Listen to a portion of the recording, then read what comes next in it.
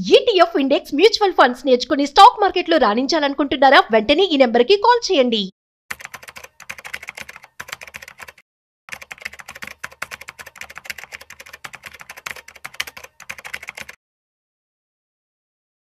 Home loan తీసుకొని ఇల్లు కట్టొచ్చా? ఒకవేళ హోమ్ లోన్ తీసుకొని ఇల్లు కట్టినట్లయితే డబ్బులు ఎలా సేవ్ చేసుకోవాలి? అసలు దీనికి సంబంధించి ఏమన్నా సూత్రాలు కానీ ఫార్ములాస్ కానీ ఉన్నాయా? ఈ టిప్స్ గురించి చెప్పడానికి మనతో ఫైనాన్షియల్ ప్రొఫెషనల్ బి గిరిబాబు గారు ఉన్నారు. సో వారి మాటలో మరింత సమాచారం అడిగి తెలుసుకుందాం. హాయ్, హలో, నమస్తే, వెల్కమ్ టు సుమన్ టీవీ. నేను మీ Rajeev Pasupuleti. So let's start. So hi sir, నమస్తే. నమస్తే అండి. ఎలా ఉన్నారు సార్? ఫైన్ అండి, డూయింగ్ గుడ్. యా, సో మనం చూస్తూ ఉన్నట్లయితే చాలా మంది ఇప్పుడు ఫైనాన్షియల్ ప్రొఫెషనల్ చాలా మంది చెప్తున్నది ఏంటి అంటే లోన్ తీసుకొని ఇల్లు కట్టొద్దు అంటున్నారు కొంతమంది. దాని బదులు డబ్బులు ఇన్వెస్ట్మెంట్ చేసుకొని అంటున్నారు. సరే, ఇది కాదు. సో మరి హౌస్ లేని వాళ్ళకి తప్పనిసరిగా మరి ఇల్లు కట్టుకోవాలి కాబట్టి హోమ్ లోన్ తీసుకొని ఇల్లు కట్టుకున్నారని చెప్పి అనుకుందాం. సో కట్టుకున్న తర్వాత సో దాని మీద ఏమైనా టిప్స్ కానీ హ్యాక్స్ కానీ మనం యూస్ చేసి డబ్బులు సేవ్ చేసుకోవచ్చా? అసలు సాధ్యం అవుతుందంటారా? ఏమంటారు మీరు? అసలు దానికి అన్నిటికంటే ముందు మనం నార్మల్గా సొంతిల్లు కంటే ఆ సొంతిల్లు కొనుక్కొని ఈఎంఐ కడుతూ మనం ఒక 20 years తర్వాత ఇంటి వాల్యూ ఎంత అవుతుంది ఈ వర్సెస్ ఈఎంఐ ఎంత పే చేస్తున్నాము వర్సెస్ లోన్ ఎంత తీసుకున్నాము, ఈ లెక్కలు అన్ని ఒక పక్క వేసి రెండో పక్క ఈ హోమ్ లోన్ తీసుకొని ఈఎంఐ కడితే మీరు మొత్తం ఎంత కడతారు, సమ్ ఎక్స్ అమౌంట్, ఆ ఎక్స్ అమౌంట్ ఇంటి వాల్యూ అప్రిషియేషన్ తో కలుపుకుంటే ఎంత అవుతుంది, ఇవన్నీ ఒక లెక్కలేసి ఇదే అమౌంట్ ఈఎంఐ కట్టకుండా మీరు కనుక ఇన్వెస్ట్ చేసి అట్లీస్ట్ ఒక 12 to 15% లేదా లోవర్ సైడ్ 12% వేసుకున్నా కూడా అదే 15-20, ఎందుకంటే హోమ్ లోన్ అంటే మినిమం ఈ రోజుల్లో 15 సంవత్సరాలు లేకుండా ఉండదు. హీన పక్షంలో 10 నుంచి పైనే ఉంటుంది. 10-15 సంవత్సరాలు అనేది just common. Everyone will take for 10-15 years లేదా 20 years అనుకుందాం. కొంతమంది ఎక్కువ డిస్బర్స్మెంట్ అవ్వడం కోసం 25 years పెట్టుకునే సందర్భాలు కూడా ఉంటాయి వయసు బట్టి. బట్ యావరేజ్ మనం ఒక 15 సంవత్సరాలు 20 సంవత్సరాలు పెట్టుకుందాం అనుకుందాం. ఆ వ్యక్తికి చాలా మంది యూట్యూబర్స్ కానీ చాలా మంది మనం చూస్తూ ఉంటాము, ఆ 20 years మీరు కట్టే ఈఎంఐ బదులు దాన్ని మీరు ఎస్ఐపి చేస్తే వచ్చే వాల్యూ ట్రెమండస్ గా ఉంటది, కంపేర్ చేయలేము. మీరు సపోజ్ ఎగ్జాంపుల్ 1 కోటి రూపాయలు లోన్ తీసుకొని ఈఎంఐ 80,000 కడుతూ ఉంటే మీరు 20 years లో 2.5 times కడతారు రఫ్లీ మినిమం. అంటే 1 crore లోన్ కి 2.5 crores కడతాము. అదే 80,000 రూపాయలు ఎస్ఐపి చేస్తూ పోతే మీకు హీన పక్షంలో ఒక 6 నుంచి 7 కోట్లు ఉంటుంది. నేను తక్కువ 12% వేసుకుంటే కూడా this is more value than your flat. అప్పటికి మీ ఫ్లాట్ వాల్యూ 1 కోటి రూపాయలది కోటి ఉంటే కూడా ఎక్కువే డిప్రిషియేట్ అవుతుంది. ఇక్కడ 8 crores వస్తాయి, హ్యాపీ బతికేషన్ చెప్తారు. ఇవన్నీ చాలా కరెక్ట్. యాక్చువల్గా ఇవన్నీ కరెక్ట్ ఎప్పుడంటే ఎక్సెల్ షీట్ మీద కరెక్ట్. ఇది ఎక్సెల్ షీట్ మీద వేస్తే బ్యూటిఫుల్ గా వస్తుంది. ఇందులో రాకెట్ సైన్స్ లేదు, ఇది నిజం కూడా. ఇది ఎస్ఐపి చేస్తే పెరుగుతుంది కూడా. కానీ అన్ని మనము లెక్కల్లో వేసి ఆలోచన చేయలేం. ఎందుకంటే అలా గనక లెక్కల్లో వేసి ఆలోచన చేస్తే ఇప్పుడు మనము ఒక సింపుల్ సూత్రం చెప్తూ ఉంటా ఎక్కువ, నేను నా వాట్సాప్ స్టేటస్ పెడుతూ ఉంటాను. Rule 15,000 15 years 15% will make you rich, will make you 1 crore. Crorepati అవ్వడం చాలా ఈజీ. 15,000 రూపాయలు సేవ్ చేస్తూ పోండి, 15% రెంట్ వస్తే వచ్చింది. ఆల్రెడీ గత 20 సంవత్సరాలలో మార్కెట్స్ వచ్చాయి కాబట్టి మనము ఆ 15,000 15% 15 సంవత్సరాలు చేస్తే కోటీశ్వరులు అయిపోవచ్చు. సింపుల్. ఇది మరో 5 ఏళ్ళు కంటిన్యూ చేస్తే 22 కోట్లు అవ్వచ్చు, 2 కోట్ల చిల్లర. ఇంకో 5 ఏళ్లకు 5 కోట్లు, మరో 5 ఏళ్ళు అంటే 30 ఏళ్లకు 10 కోట్లు అవుతుంది. హ్యాపీగా రిటైర్ అయిపోవచ్చు. 30 years వ్యక్తి చేస్తే 30 years 10 crores it's beautiful amount అని చెప్తాం. కానీ ప్రాక్టికల్ గా ఒక్కరు చూపించండి నాకు చేసిన వాళ్ళని, ఒక్కరుండరు. అవునా? ఒక్కరుండరు ప్రాక్టికల్ గా. ఎందుకంటే ఫస్ట్ ఆఫ్ ఆల్ దాని మీద కన్విక్షన్ ఉండదు. ఇప్పుడు నేను నా క్లయింట్స్ అందరికి మాతో ఇన్వెస్ట్ చేయడం వల్ల వాళ్ళకు ఎటువంటి ఫైనాన్షియల్ డౌట్స్ నాకు కాల్ చేస్తూ ఉంటారు రెగ్యులర్ గా. నా అడ్వైస్ తీసుకోకుండా, నాతో మాట్లాడకుండా ఎటువంటి ఫైనాన్షియల్ డెసిషన్స్ తీసుకోరు. అలా నేను అందరికి చెప్తూ ఉంటాను. ఇవి అయితే వినడానికి బాగుంటుంది, వాళ్ళు కన్విన్స్ అవుతారు. కానీ దీన్ని ఇంప్లిమెంట్ చేసేప్పటికి ఎక్స్టర్నల్ ఫ్యాక్టర్స్ లైక్ ఇంట్లో ఫ్యామిలీ మెంబర్స్ అయి ఉండొచ్చు, లేకపోతే వైఫ్ అయి ఉండొచ్చు, పేరెంట్స్ అయి ఉండొచ్చు, ఎవరు దీన్ని యాక్సెప్ట్ చేసి ముందుకు తీసుకెళ్లారు. ఇది సరే తీసుకెళ్ళకపోవడానికి వాళ్ళ రీజన్స్ ఏముంటాయంటే ఇవన్నీ నెంబర్స్ ఎక్సెల్ మీద కనపడుతుంటాయి. ఒక పక్క ఫస్ట్ ఆర్గ్యుమెంట్ ఏంటంటే మార్కెట్ పడిపోతే ఎట్లా, నేను తీసుకునే టైం కల్లా మార్కెట్ కుప్పగలిపోతే ఎట్లా, మరో కోవిడ్ వస్తే ఎట్లా, ఆర్థిక మంది వస్తే ఎట్లా, ఇవన్నీ చెప్తూ ఉంటారు. ఇవన్నీ పక్కన పెట్టండి. ఫస్ట్ నార్మల్ గా కొంతమంది మీరు ఇల్లు తీసుకోకుండా ఇలా సేవ్ చేసుకుంటూ పోండి అని చెబితే ఆ ఇల్లు అనే ఒక ఎమోషన్ ఉంది. ఇల్లు ఆ ఎమోషన్ ని ఈ 8 కోట్లు కాదు కదా 10 కోట్లు కూడా రీప్లేస్ చేయలేదు. That emotion is always emotion. For example ఇప్పుడు ప్రతి ఒక్కళ్ళకు ఒక కళ ఉంటుంది. ఈ భూమి మీద నేనంటూ పుట్టిన తర్వాత, నేనంటూ ఉన్న తర్వాత నాకు ఒక జాగా ఉండాలి, నాకు ఒక ఇల్లు ఉండాలి, నేను ఎక్కడ తిరిగి ఎట్లా అలసిపోయి ఇంట్లో పడుకుంటే నాకు హ్యాపీగా ఉంటది, నా ఇల్లు నాది అనే ఒక ఫీలింగ్ ఉందే, దాన్ని ఎన్ని కోట్లు పెట్టినా రీప్లేస్ చేయలేం. ట్రూ. అవునా? సో ఆ ఎమోషన్స్ ఇంపార్టెంట్. ఇప్పుడు మనము అంటే మనతో పాటు కుటుంబం అని అర్థం. మన పేరెంట్స్ అందరూ ఉంటారు. సపోజ్ ఇప్పుడు చాలా కేసెస్ చూస్తూ ఉంటాను నేను. పేరెంట్స్ ఓల్డ్ ఏజ్కి వచ్చినప్పుడు వాళ్ళకు చాలా ఇబ్బందులు ఉంటాయి. వాళ్ళకు ఒకసారి బెడ్ రిన్ అవుతూ ఉంటారు. వాళ్ళకు ఒక స్థిర నివాసం ఏర్పడి ఉండాలి. సడన్గా ఏదైనా కాలం చేశారనుకోండి పేరెంట్స్, ఆ టెనెంట్ ఇంట్లోకి తీసుకురానిపోతే అంతకంటే నరకం ఉంటుందా? నీకు ఎన్ని కోట్లు ఉంటే లాభం ఏంటి? సొంత ఇంట్లో ఇప్పుడు కొంతమంది ఎక్కడో చనిపోతారు వేరే వేరే ప్రదేశాలలో, కానీ చనిపోయే రోజు దహన సంస్కారాలు సొంత ఊరికి సొంత ఇంటికి తీసుకొచ్చి చేస్తారు. ఎందుకు? కొంతమంది నాకు తెలిసిన ఒక అతను రీసెంట్గా చనిపోయాడు. పాపం అతను డ్రీమ్ హౌస్ కట్టుకుంటున్నాడు. అది అబౌట్ టు కంక్లూడ్, ఇంకా ఒక 80% కన్స్ట్రక్షన్ అయింది. ఆయన ఏం చేశారు, ఆ ఇంటికి తీసుకొచ్చి ఆ ఇంట్లో ఒక 3-4 hours ఉంచి అతని శవాన్ని తీసుకుని వెళ్ళిపోయారు. ఇది అటాచ్మెంట్ అంటే. కనుక దీన్ని మీరు ఎన్ని కోట్లు పెట్టి కూడా రీప్లేస్ చేయలేరు దాన్ని. అందుకే నేను ఏం చెప్తానంటే డెఫినెట్ ఇల్లు కొనుక్కోండి. ఇప్పుడు కొంతమంది యూట్యూబర్స్ ఉంటారు, వాళ్ళు మీరు కనుక ఇల్లు కొనుక్కోవడం మొదలుపెట్టి ఇంటి హోమ్ లోన్ తీసుకుంటే మీ పిల్లల జీవితం అంధకారంలోకి పోయినట్టే, మీ పిల్లలకు భవిష్యత్తు ఉండదు, మీకు ఇంకా రిటైర్మెంట్ లైఫ్ ఉండదు, అన్ని డబ్బులు ఖర్చు అయిపోతే చాలా చెప్తూ ఉంటారు. కానీ ఇల్లు అనే ఎమోషన్ ఉందే, దాన్ని మనము ఎన్ని కోట్లు పెట్టి కూడా రీప్లేస్ చేయలేము. నేనేం చెప్తానంటే ఆ ఇల్లు కొనుక్కోండి. ప్రాపర్ ప్లానింగ్ ద్వారా మీరు ఒక లూప్లోకి వెళ్ళకుండా, మీరు ఫైనాన్షియల్ బర్డన్లో ఇరుక్కోకుండా నెమ్మదిగా ఇల్లు అనే ఒక అతిపెద్ద ఒక ఆస్తిని మీరు ఎమోషన్తో సంపాదించుకోండి, ఫైనాన్షియల్ బర్డెన్తో కాదు అని చెప్తుంటాను. దీనికి చాలా టిప్స్ ఉంటూ ఉంటాయి మనకు.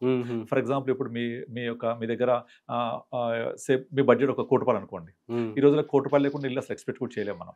మినిమం అది ₹1,00,00,000. ఆ ₹1,00,00,000 ఇల్లు తీసుకోవాలి అంటే మీ బడ్జెట్ ఎంత, మీ శాలరీ ఎంత మిగులుతుంది ప్లాన్ చేసుకొని, అవసరమైతే మీ హోమ్ లోన్ టెన్యూర్ని చాలా లాంగ్ పెట్టుకోండి. 20+ సంవత్సరాలు పెట్టుకోండి, 20 సంవత్సరాలు పెట్టుకొని చిన్న ఎగ్జాంపుల్ చెప్తాను. ఒక ₹1,00,00,000 లోన్ తీసుకున్నారు. నార్మల్ గా మీరు 15 సంవత్సరాలు పెట్టుకుంటే 90,000 అలా అవుతుంది ఈఎంఐ. 20 సంవత్సరాలు పెడితే ఒక 75-80 అవుతుంది. దాన్ని ఇంకొక 25 సంవత్సరాలు పెంచుకోండి, ఒక 60,000-50,000 ఈఎంఐ వస్తుంది. వస్తే మీ బడ్జెట్ ఎంత? యాక్చువల్ బడ్జెట్ ఒక 80,000 ఈఎంఐ. కానీ ఆ బడ్జెట్ ని మీరు తగ్గించుకొని ఆ 30,000 ఏదైతే ఎక్స్ట్రా సర్ప్లస్ వస్తుందో దాన్ని ఎస్ఐపి చేయండి.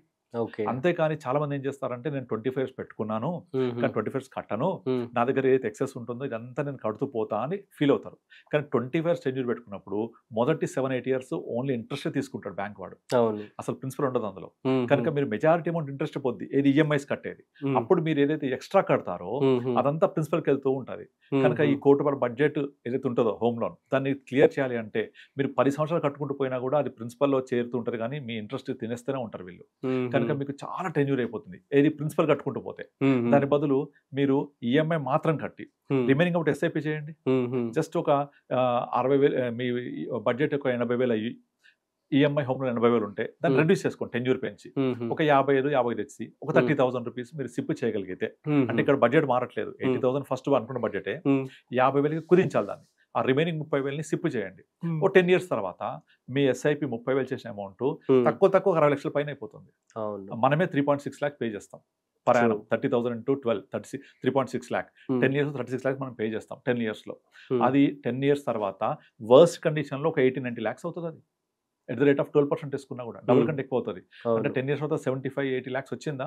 10 years లో మనం కట్టిన ఈఎంఐ తోటి అవుట్ స్టాండింగ్ ఒక 90 lakhs ఉండొచ్చు. ఇంకా మీ దగ్గర 70 lakhs జమ అయిపోయినాయి కదా, ఇది తీసి కట్టేసేయండి, బర్డనే ఉండదు. అదే 30,000 ఎస్ఐపి కాకుండా ప్రిన్సిపల్ కట్టుతూ పోతే అది 10 years క్లియర్ అవ్వదు. It will take more than 16-17 years because of tenure, because of more interest తీసుకోవడం వల్ల ఇనిషియల్ పీరియడ్ లో. ఈ టిప్ తోటి మనము తొందరగా హోమ్ లోన్ క్లియర్ చేయొచ్చు by not paying in to policy home loan, by paying in to SIP. ఇది ఒక ఆప్షన్. రెండోది, చాలా మందికి ఏంటంటే ప్లాట్స్ ఉంటూ ఉంటాయి, యాన్సెస్టర్ ప్రాపర్టీయో లేకపోతే వేరే వస్తూ ఉంటాయి.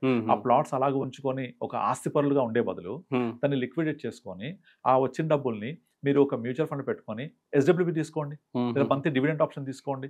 తీసుకుంటే మీరు ఒక ₹1,00,00,000 లేదా ఒక ₹1,00,00,000 లోనే అగైన్ మీ దగ్గర ఒక 30 లక్షలు 50 లక్షలు మన దగ్గర ప్లాట్ అమ్మిన డబ్బులు వచ్చాయనుకోండి, అది కట్టకండి హోమ్ లోన్కి, దాన్ని ఇన్వెస్ట్ చేయండి. ఇన్వెస్ట్ చేస్తే ఒక ₹50 లక్షలు ఇన్వెస్ట్ చేస్తే హీనపక్షంలో ₹40,000 మనము ఎస్డబ్ల్యూపీ తీసుకోవచ్చు 9% చొప్పున. 37,500 40,000 తీసుకోవచ్చు. ఆ ₹40,000 మీరు రెగ్యులర్ గా ఎస్ఐపికి వచ్చే మంత్లీ ఇన్కమ్ ని మీరు ఈఎంఐకి పే చేస్తూ ఉండండి. మీ డబ్బులు మీ దగ్గరే ఉంటాయి, లోన్ క్లియర్ అయిపోద్ది. అలా కాకుండా ఈ 50 లక్షలు తీసుకెళ్లి కట్టేస్తే డబ్బులు అయిపోతాయి, లోన్ క్లియర్ అవుతుంది. కానీ లోన్ తిరిగి కానీ డబ్బులు అయితే అయిపోతాయిగా చేతిలో. అవును. అలా 50 లక్షలు కడితే మీరు టెన్యూర్ అయితే మళ్ళీ 25 బహుశా 12 సంవత్సరాలకు వస్తుంది. 12 ఇయర్స్ టెన్యూర్ ఉంటుంది, కట్టము. మనము ఓన్లీ ఈఎంఐ కడుతూ ఇది మేజర్ అమౌంట్ కట్టేస్తాము. కానీ ఇలా నేను చెప్పిన పద్ధతిలో వెళ్ళి ఇన్వెస్ట్ చేసి దాని నుంచి మంత్లీ ఇన్కమ్ తీసుకొని ఈఎంఐ లాగా ఎక్స్ట్రా కడుతూ ఉంటే వచ్చిన దాన్ని మీకు ఒక 10 ఇయర్స్కో 9 ఇయర్స్కో తీరిపోద్ది, లేదా 12 ఇయర్స్ తీరిపోయిన తర్వాత మీ డబ్బులు మీద ఉంటాయి. అలా చేశాను నేను. సనత్ నగర్ లో లోధా అపార్ట్మెంట్స్ లో ఒక ఇద్దరు కపుల్, వాళ్ళకు 1 crore ఇల్లు ఉంటే ఆ 1 crore కి వాళ్ళకి లోన్ తీసుకున్నారు, ఆల్మోస్ట్ 90 lakhs దాకా లోన్. వాళ్ళకు వేరే నిజామాబాద్ లో వాళ్ళ యాన్సెస్ ప్రాపర్టీ అమ్మితే ఆల్మోస్ట్ 1 crore వచ్చింది. ఆ 1 crore తోటి వాళ్ళు లోన్ క్లియర్ చేద్దాం అనుకుంటే వద్దని చెప్పాను. నేను ఇన్వెస్ట్ చేయించాను. ఆ 1 crore మీద ఇప్పుడు 80,000 75,000 వస్తుంది మన మంత్లీ ఇన్కమ్ టిల్ డేట్. దాన్ని వాళ్ళు ఈఎంఐ కడుతూ ఉంటారు, ఇద్దరు పిల్లలు వాళ్ళకు. ఇది జరిగి 7 years అవుతుంది. ఇప్పుడు వాళ్ళకి ఈఎంఐ లోన్ కూడా 50% ఏమో తీరిపోయింది. అంటే వాళ్ళు కూడా కొంచెం ఒక 10-20,000 ఎక్స్ట్రా యాడ్ చేస్తున్నారు. డబ్బులు ఇక్కడే ఉన్నాయి. సర్ప్రైజింగ్ డబ్బులు ఏదైతే ఇన్వెస్ట్ చేశామో అది ఆల్మోస్ట్ ఆల్ 60% పెరిగింది కూడా, బికాస్ ఆఫ్ మార్కెట్ రైజ్ అవ్వడం వల్ల. ఈ కార్పస్ పెరుగుద్ది, వచ్చే డబ్బులు ఈఎంఐ కడుతుంటే ఇది కూడా ఉంటుంది. సో ఇలా డబ్బులు పెట్టడం వల్ల ఈఎంఐ తీరిపోయిన తర్వాత this could be your retirement planning. అలా కాకుండా మొత్తం తీసుకెళ్లి హోమ్ లోన్ కి పే చేస్తే మీ డబ్బులు అయిపోతాయి, రిటైర్మెంట్ ప్లానింగ్ కి డబ్బులు ఉండవు. సో ఆ ఇల్లు ఇంత డబ్బులు తినేస్తుంటది కాబట్టి నేను ఇల్లు కొనుక్కోవాలంటే ఇబ్బంది పడుతుంటారు. అలా కాకుండా ఇలా మనం ప్లానింగ్ చేసుకోవాలి. ఎక్స్ట్రా డబ్బులు వస్తే ఏం చేయాలి, ల్యాండ్ ఉంటే దాన్ని ఏం చేయాలి, నా లోన్ నేను క్లియర్ చేయాలంటే ఏం చేయాలి, ఇలా ప్లాన్ చేస్తుండాలి. సో అతను ఏంటంటే ఆయన దగ్గర ఆల్రెడీ ఒక 50 lakhs దాకా ఉన్నాయి. 50 lakhs దాకా నన్ను కలిసాడు అనమాట. కలిసి నేను ఏం చెప్పానంటే మీరు 50 lakhs ఇన్వెస్ట్ చేసేయండి, ప్లస్ మీరు ఏదైతే ఇప్పుడు మీ ఈ ఎస్ఐపి చేయడానికి కెపాసిటీ ఎంత ఉంది, ఆల్మోస్ట్ ఒక 1 lakh rupees ఎస్ఐపి చేసే కెపాసిటీ ఉంది ఆయనకు, because both wife and husband are working. అయితే 50 lakhs వన్ టైం ఇన్వెస్ట్ చేసి ఆ 1 lakh ఎస్ఐపి కూడా చేయిస్తున్నాను నేను ఆయనతోటి. ఇప్పటికి చేయబట్టి ఒక 3 years. అయితే ఆల్రెడీ 1 year 2 years బ్యాకే ఎక్కడైతే రెరా నెంబర్ వచ్చి ప్రీ లాంచ్ ఆఫర్ లో రెప్యూటెడ్ బిల్డింగ్ దగ్గర ఫ్లాట్ తీసేసుకోమని చెప్పాను. తీసేసుకున్నాడు. ఇప్పుడు ఏదైతే హోమ్ లోన్ తీసుకున్నాడు, తీసుకుని ఆ హోమ్ లోన్ ఇచ్చిన బ్యాంకర్ ఏం చేస్తున్నాడు, ఎట్లయితే వీళ్ళు కన్స్ట్రక్షన్ రేట్ చేస్తూ ఉంటారో అలా వాళ్ళు రిలీజ్ చేస్తూ ఉంటారు బడ్జెట్. రిలీజ్ చేస్తూ ఉంటే ఇతను ఏం చేయాలి, తీసుకున్న అతను only interest for the disburse amount కడుతూ ఉంటాడు, మొత్తం కట్టాడు. బికాస్ అక్కడ ఈఎంఐ స్టార్ట్ అవ్వదు అప్పుడే, ఓన్లీ బ్యాంకర్ రిలీజ్ చేసిన ప్రకారంగానే ఇంట్రెస్ట్ కడుతూ ఉంటాడు. అది కట్టడం స్టార్ట్ అయింది ఆల్రెడీ. 2 years బ్యాక్ తీసుకున్నారు, మినిమం డౌన్ పేమెంట్ పే చేశారు. అప్పటికి 50 lakhs కొంచెం పెరిగాయి. ఈ పెరిగిన దాంట్లో తీసి డౌన్ పేమెంట్ చేసేసారు ఒక 10 lakhs దాకా. ఇప్పుడేమో బిల్డరు ఇప్పుడు 8th floor ఎంత ఉన్నట్టుంది. 8th floor రాగానే అంతవరకు ఎంత పే చేయాలో పే చేస్తున్నాడు ఎవరు, బ్యాంకర్. దానికి ఈయన ఇంట్రెస్ట్ పే చేస్తుంటాడు. తక్కువ ఉందిగా చాలా. ఇది ఇంకొక 2 years లో పొజిషన్ వస్తుంది. అప్పుడు ఫుల్ ఈఎంఐ స్టార్ట్ అవుతుంది. ఫుల్ ఈఎంఐ స్టార్ట్ అయినప్పుడు ఆల్రెడీ 50 lakhs ఇన్వెస్ట్ చేస్తున్నాం కదా, అది చాలా పెరిగింది ఇప్పుడు. ప్లస్ ఆల్రెడీ సిప్ చేస్తున్నాం కదా, సిప్ ఆపేస్తాం ఇంకో 2 years తర్వాత. ఆపేసేసి ఆ సిప్ లో 1 lakh ని 50,000 తగ్గించేసి ఆ 50,000 ని ఈఎంఐ కన్వర్ట్ చేస్తాం. రిమైనింగ్ ఎవరు కట్టాలి, ఇక్కడ నుంచి కార్పస్ నుంచి కడుతూ ఉంటాం. అట్లా ఒక 3-4 years తర్వాత ఆల్మోస్ట్ ఈ కార్పస్ అంతా పెరిగి లోన్ కంటే ఎక్కువ అవుతుంది.